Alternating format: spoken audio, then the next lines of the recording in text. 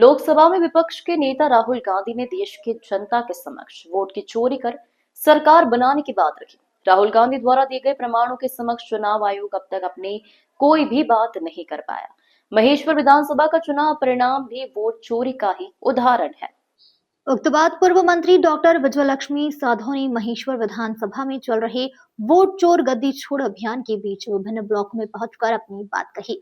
मध्य प्रदेश कांग्रेस द्वारा नियुक्त प्रभारी राजेश नाहर ने कहा कि राहुल गांधी ने सबको संदेश दिया है कि डरो मत, सच्चाई सबके सामने रखो।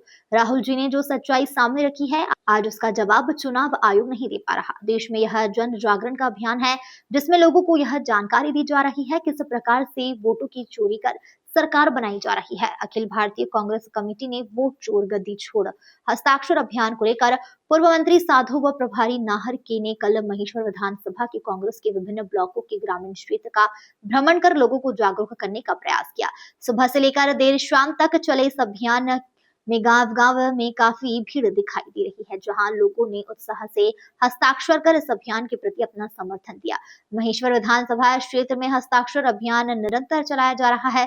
इस अभियान के दौरान ब्लॉक कांग्रेस अध्यक्ष सबल पटेल, सूरज पटेल, विमल दांगी, ब्लॉक कांग्रेस के पदाधिकारी सहित बड़ी संख्या में कार्यकर्ता उपस्थित रहे। खेतिया से जितेंद्र जोशी की रिपोर्ट। देश में वोट चोरी कर सरकार बनाने का अभियान जो था, जिसको लेकर हमारे नेता राहुल गांधी जी ने खुल करके अपनी बात रखी है, सार्वजनिक रूप से बयान दिया है, उसकी स्थिति ये है कि देश में चुनाव आयोग अब इसका जवाब देने के लिए भी तैयार नहीं। वोटों को चोरी कर सरकार बनी है, इसके विरुद्ध अभियान कांग्रेस पार्टी का राष्ट्रीय स्तर पर चला है, जिसको लेकर मैं महेश्वर विधानसभा का प्रभारी हूँ। सबसे पहली बात यह है कि जो वोटों की चोरी देश में दिखाई दे रही, लगभग यही परिवेश हमने महेश्वर विधानसभा में भी देखा है। महेश्वर विधानसभा के परिणाम भी लगभग उस तरफ ही जाते हैं। हम सबकी कोशिश होना चाहिए, जन जागरण ऐसा हो कि लोगों को ये बात समझ में आना चाहिए कि वोटों की चोरी करके बनी हुई सरकारें हैं। इसके विरुद्ध ये अभियान प्रदेश कांग्रेस का, राष्ट्रीय कांग्रेस का है, इसको हमें आगे बढ़ाना है। इसके ठीक बाद एक अभियान है विशेष पुनरीक्षण का, जिसमें मतदाताओं को उनके वोट के अधिकार से वंचित करने की तैयारी भी सरकार कर रही है। उसमें भी हमें जागरूक रह करके काम करना है, क्योंकि कांग्रेस के हम सभी जन हैं।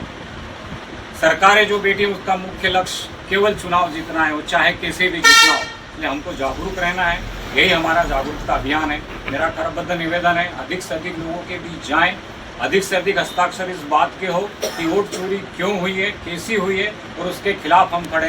यही मेरा आपसे निवेदन है। धन्यवाद। जय हिंद। रहा सवाल महेश्वर विधानसभा का, तो पिछले चुनाव अपन हारे हुए नहीं है, अपन को हराया गया है। क्योंकि मैं भी पहले नहीं मानती, पर अपनी दो पेटियां, एक बहुत बढ़ जाएगी जिसमें 54 वोट ज्यादा है निकले।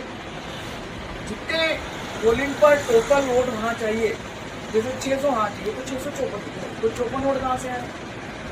मोहना की पोलिंग में 4 वोट ज्यादा निकले, वो 4 वोट कहाँ से आए? ये सोचने वाली बात है। तो राहुल जी जो मुद्दा उठा रहे हैं वो बिल्कुल अक्षरशः सही है।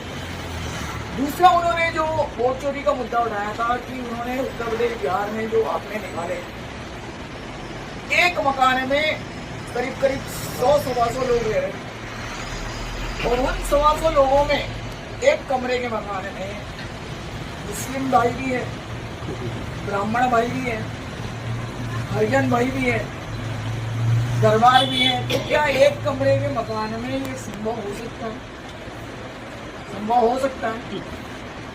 एक उन्होंने निकाला कि एक बाप के 40 बच्चे, बाप और बेटे की उम्र एक ही, ये हो सकता है क्या? आज चुनाव आयोग को जो राहुल जी ने जो मुद्दे उठाए उसका जवाब देते नहीं बन रहा, कि आप सब लोग देख रहे हो वीडियो।